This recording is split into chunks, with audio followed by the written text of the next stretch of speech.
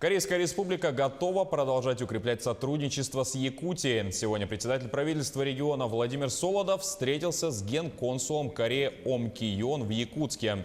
Они обсудили планы на дальнейшее сотрудничество. В частности, корейская сторона высказала пожелание провести фестиваль кино и корейской поп-культуры в столице республики. А также отметила, что отношения между Якутией и Кореей – это еще один шаг в укреплении внешних связей корейского полуострова Северо-Восточной Азии.